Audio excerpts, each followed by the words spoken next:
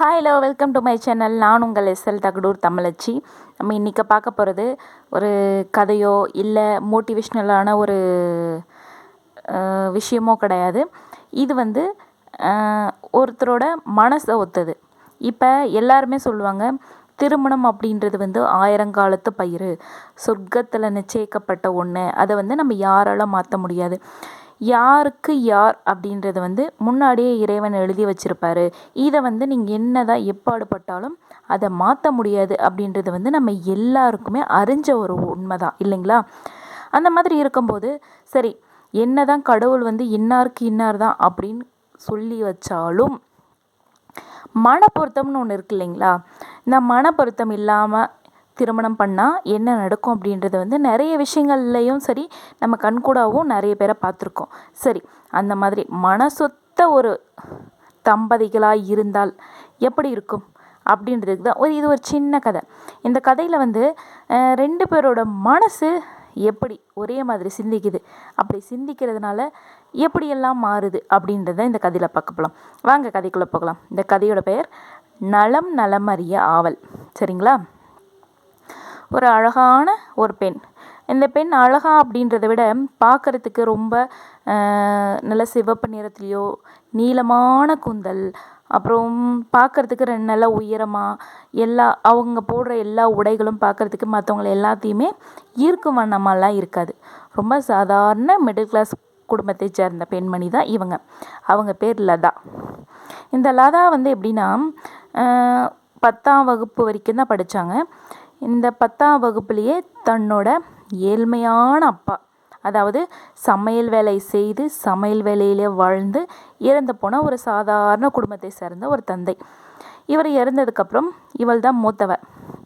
இவ கூட பிறந்தது இன்னும் 2 பொண்ணுங்க, மொத்தம் 3 பொண்ணுங்க. பசங்க கிடையாது.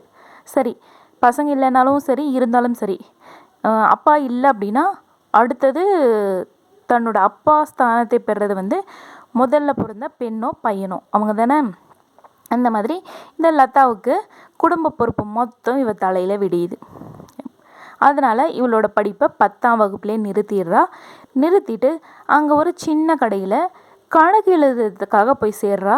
அங்கவே டைப்ரைட்டிங் ஹையரும் லோயர் 2மே முடித்து, அதுக்கப்புறம் ஒரு சின்ன டிகிரி கரஸ்லேயே பண்ணி, அது மூலமாக ஒரு பெரிய தொழிற்சாலையில் ஒரு நல்ல அழகான ஒரு வேலை கிடைக்குது.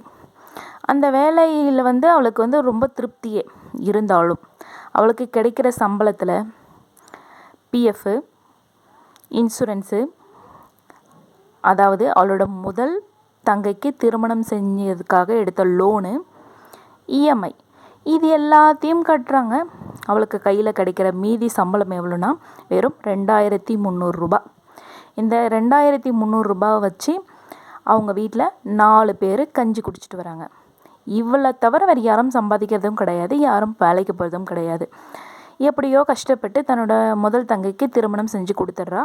அடுத்து இருக்கிறது 2வது தங்கை நல்லா படிக்க வைக்கணும், அம்மாவை நல்லா பார்த்துக்கணும், இந்த மாதிரி இஎம்ஐகள் எல்லாம் செய்யணும். இதெல்லாம் பண்ணுறதுக்கு அவளுக்கு மேலும் உழைப்பு தேவை. இந்த மாதிரி இருக்கா. ஆனால் இவ எப்படி இருப்பானா பார்க்குறதுக்கு மற்றவங்க எல்லாத்தையுமே கவரும் வண்ணமாக இருப்பாள். ஆனால் உடையோ சரி, அவளோட அலங்காரமோ சரி, ரொம்ப அதிகமாகவோ இல்லை மற்றவங்கள சீக்கிரமாக அட்ராக்ட் பண்ணுற மாதிரியோ இருக்காது. அவளோட மௌனமான குணம், ஒரு மீடியமான அளவுடைய ஒரு கூந்தல், கழுத்தில் வெறும் கருப்பு மணி, காலில் வெறும் லப்பர் செருப்பு, அப்புறம் ஒரு மாதிரி உடல் அப்படின்னா உடை ரொம்ப ஒரு சாயம் போன ஒரு உடை. ஆனால் அதில் பார்க்குறதுக்கே தேவலோக பெண் மாதிரி இருப்பாள். அப்படிப்பட்ட ஒரு பெண். ஆனால் அவகிட்ட இருக்கிற ஒரு மைனஸ் என்ன அப்படின்னா கால் கொஞ்சம் வளைஞ்சு இருக்கும். இருந்தாலும் அவள் குடும்பத்தை மொத்தமாக நிமிர்த்தி வைக்கிறது இவ தான். சரி, இவளை பற்றி பார்த்தாச்சு. இவளோட காதல் கதையை பார்க்குறதுக்கு முன்னாடி வேறு ஒரு விஷயம், இவங்க காதல் கதையை சேர்க்க வைக்கிறதுக்கான ஒரு துரும்புச்சீட் என்ன அப்படின்னா, அதுக்கு முன்னாடி இந்த கதையை பற்றி தான் அது புரியும். சரிங்களா? ஒரு செய்தித்தாள் தயாரிப்பு நிறுவனம், அந்த நிறுவனத்தில் ஒவ்வொரு முறையும் ஒவ்வொரு விதமான போட்டிகள் நடத்தப்படும். இந்த முறை வந்து அரசியல் விஷயமாகவோ இல்லை குடும்ப விஷயமாகவோ இல்லை வேறு ஏதாவது தொழில் விஷயமாகவோ ஏதாவது சந்தேகங்கள் இருந்தால் இந்த நிறுவனத்துக்கு வந்து கடிதம் எழுதி போடலாம்.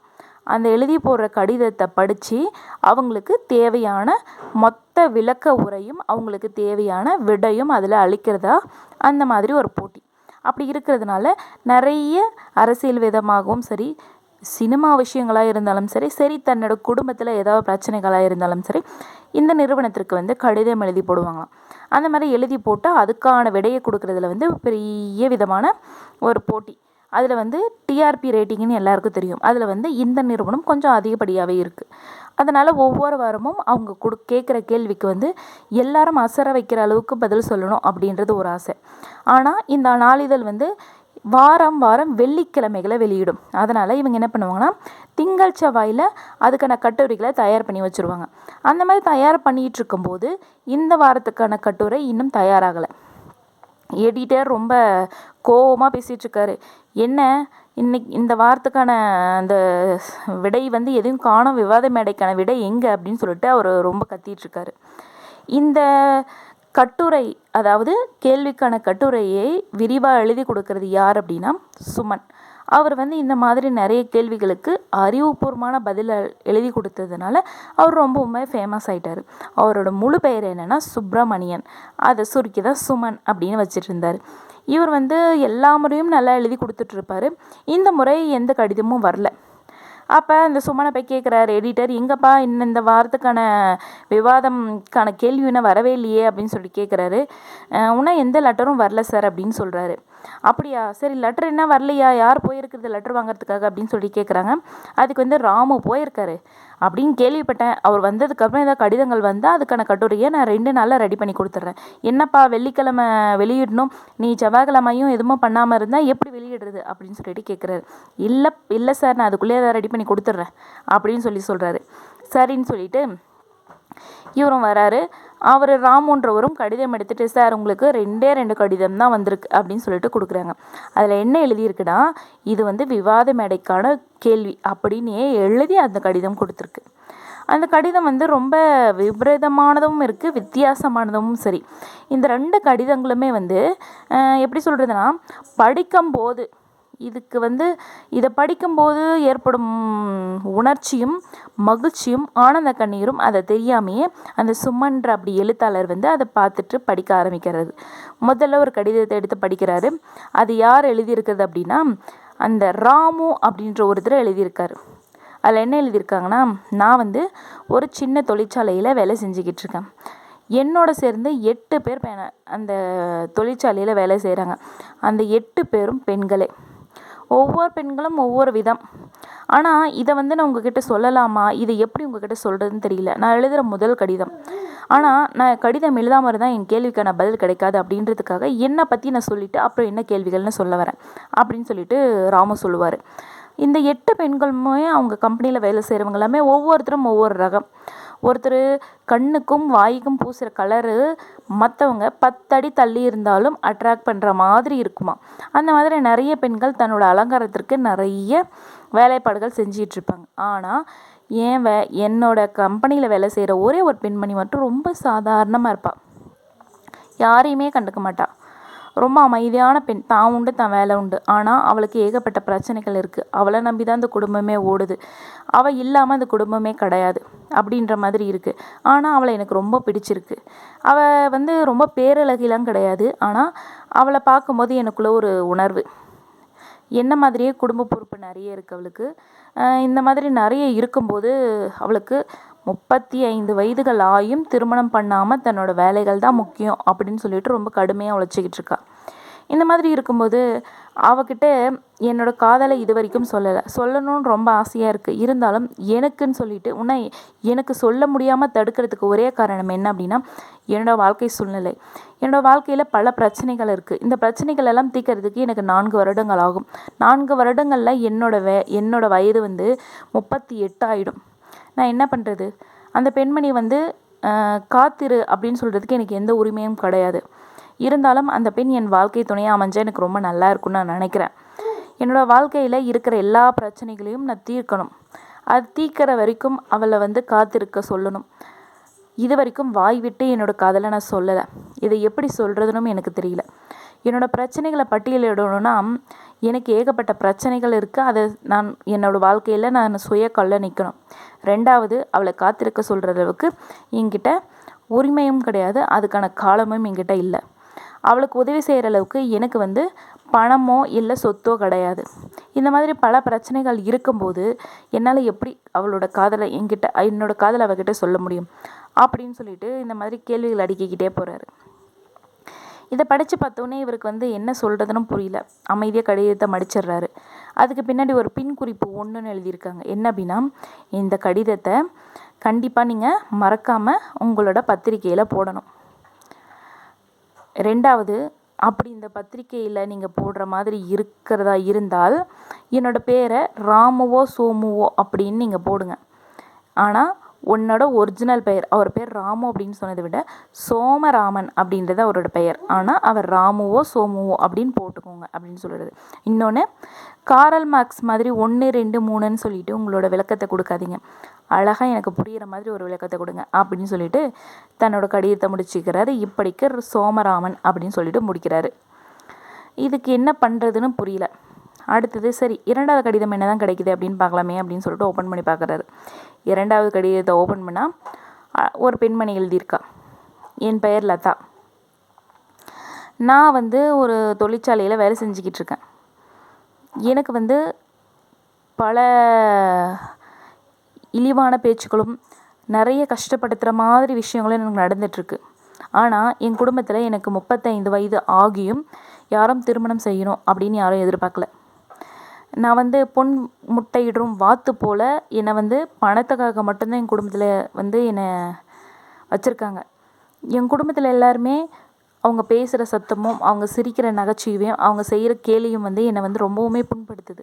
இருந்தாலும் எனக்குன்னு இருக்கிற ஒரே ஆறுதல் என்னோட தொழிற்சாலையில் வேலை செய்கிற ஒரே ஒருத்தர் மட்டும்தான். அவர்கிட்ட இது வரைக்கும் என் காதலை சொல்லலை. அவரும் என்கிட்ட சொல்லுவார் அப்படின்னு நான் காத்திருந்தும் பார்த்துட்டேன். ஆனால் இருந்தாலும் அவர் சொல்லலை. ஏன்னா எந்த பெண்ணையும் அவர் ஏறெடுத்து பார்த்தது கிடையாது. அவங்க குடும்பத்தில் ஏகப்பட்ட சூழ்நிலைகள் கஷ்டங்கள் இருந்தாலும் அந்த ஒரே பிரச்சனைக்காக என்னோடய காதலையும் அவர்கிட்ட நான் வெளிப்படுத்தலை. ஆனால் எனக்கு பெண் பார்க்க வராங்க அந்த மாதிரி நிறைய விஷயங்களில் மறைமுகமாகவும் சொல்லி பார்த்துட்டேன். இருந்தாலும் அவர் வந்து என்கிட்ட டைரெக்டாக சொல்லலை. ஆனால் நான் எங்ககிட்ட சொல்கிறதுக்கு காரணம் என்ன அப்படின்னா, உங்களோட பத்திரிக்கையில் நிறைய கேள்விகளுக்கும் அதுக்கான விடையும் நான் கேள்விப்பட்டிருக்கேன். அப்படி கொடுக்கும்போது இந்த கதையை நீங்கள் வந்து உங்கள் பத்திரிக்கையில் வெளியிட்டீங்க அப்படின்னா என்னோடய விருப்பத்தை அவர் வந்து எடுத்துப்பார். இது அவருக்கு புரியும். ஏன்னா இந்த பத்திரிக்கையை அவங்க விருப்பப்பட்டு படிக்குவார். அதனால தான் இந்த கடிதத்தை நான் உங்களுக்கு அனுப்பியிருக்கேன் அப்படின்னு சொல்லிட்டு எழுதிட்டு இப்படிக்கும் இல்லாதா அப்படின்னு சொல்லிட்டு முடிக்கிறாங்க. இதில் என்ன பண்ணுறது அப்படின்னு தெரியல. எழுத்தாளருக்கு ஒன்றும் புரியல. ஆனால் இவங்களும் பின்குறிப்பு எழுதியிருக்காங்க. என்ன அப்படின்னா, இந்த கடிதத்தை கண்டிப்பாக இப்படியே நீங்கள் வெளியிடணும் அப்படின்னு சொல்லிட்டு எழுதியிருக்காங்க. இவருக்கு என்ன பண்ணுறதுன்னு தெரியாமல் அந்த 2 லெட்டரையும் எடுத்துக்கிட்டு எடிட்டர்கிட்ட போயிட்டார். போன உடனே அந்த 2 கடிதத்தையும் பார்க்குறாரு. பார்த்தோன்னே இவங்க 2 பேருக்குமே 2 பேரோட நிகழ்ச்சி ரொம்ப புரியுது. ஏன்னா இவங்க 2 பேருமே ஒரே மாதிரி யோசிக்கிறாங்க, ஒரே மாதிரி இருக்காங்க அப்படின்றது இவருக்கு புரியுது. சரி, இதுக்கு என்ன பண்ணலாம் அப்படின்னு சொல்லிட்டு யோசிக்கும்போது இந்த கடிதத்தை வந்து நம்ம இப்படி செய்தித்தாளில் வெளியிடலாம் அப்படின்னு சொல்லிட்டு எழுத்தாளர் சொல்கிறாரு. யோசித்தோம்னா இல்லை வேண்டாம் அப்படின்றாரு. ஏன்னா நம்ம இந்த செய்தித்தாளை வெளியிட்டோம்னா நம்ம டிஆர்பி ரேட்டிங் ஏறும் அப்படின்றாரு. வேண்டாம், அவங்களோட பிரியத்தை நம்ம காசாக மாற்ற வேணாம். இதுக்கு சரி வேறு என்ன பண்ணுறது, இவங்க காதல் எப்படி சேர்த்து வைக்கிறது, யோசிப்போம் அப்படின்றாரு. கொஞ்ச நேரத்துக்கு அப்புறம் நம்ம இப்போ இந்த இதை வெளியிட்டோம்னா அப்படின்னா அதுக்கப்புறம் இவங்களோட திருமண ஃபோட்டோவையும் வெளியிட்டோம்னா இன்னும் நம்மளுக்கு நல்லா இருக்கும்ல அப்படின்னு சொல்லிட்டு இன்னொருத்தர் சொல்கிறாரு. அதுவும் வேண்டாம். அப்படின்னா என்ன பண்ணலாம் அப்படின்றாரு. நம்ம இந்த கடிதத்தை நம்ம செய்தித்தாளில் வெளியிட்டோம் அப்படின்னா இந்த மாதிரி கடிதங்கள் நிறைய வர ஆரம்பிச்சிடும். அப்புறம் இதுக்கான கேள்விக்கான பதில் வந்து நம்மளுக்கு வேறு மாதிரி கொண்டு போக நிறைய வாய்ப்புகள் உண்டு. அதனால் சரி இப்போ என்ன தான் பண்ணலான்னு சொல்கிறீங்க அப்படின்னு கேட்குறாரு. வேறு வழி இல்லை, இது ஒன்று தான் வழி. என்ன அப்படின்னா, அவர் எழுதின லெட்டரை லதாவுக்கு அனுப்புங்க, லதா எழுதின லெட்டரை ராமுக்கு அனுப்புங்க அப்படின்னு சொல்கிறாரு. ஆஹா, இந்த ஐடியா ரொம்ப நல்லா இருக்கே அப்படின்னு சொல்லிட்டு எழுத்தாளர் சொல்கிறாரு. 2 பேருக்கும் 2 கடிதத்தையும் மாற்றி அனுப்பிட்டு இதுக்கப்புறம் அந்த கேள்வி எங்கே, அதுக்கான விடையை எங்கேருந்து தயாரிக்கிறது அப்படின்னு சொல்லிட்டு திரும்பவும் அந்த நிறுவனம் மண்டையை போட்டு குழப்பிக்கிட்டு இருக்கு. இந்த மாதிரி தான் எல்லாரோட அன்பும் சரி ஒரே மாதிரியாக இருந்தாலும் ஆனால் வெளிப்படுறதுக்கான நேரமும் அவங்களுக்கான தைரியமும் கிடைக்கிறதில்ல இல்லைங்களா? அந்த மாதிரி எல்லாருக்குமே இந்த மாதிரி ஒரு வாய்ப்பு கிடைக்கும் அப்படின்றது சொல்ல முடியாது. ஆனால் உண்மையான காதலும் இருந்தாலும் சரி, உண்மையான அன்பாக இருந்தாலும் சரி, சேர வேண்டிய நேரங்களில் இவங்க தான் சேரணும் அப்படின்னு ஒரு தலையெழுத்து இருந்தால் கண்டிப்பாக சேரும் அப்படின்ற ஒரு நம்பிக்கையோட உங்களுக்கு நேரான உங்களுக்கு பிடித்த இந்த மாதிரி ஒரு துணை அமைய வேண்டும் அப்படின்ற ஒரு நம்பிக்கையோடு இந்த கதையை நான் முடிச்சுக்கிறேன். நன்றி, வணக்கம்.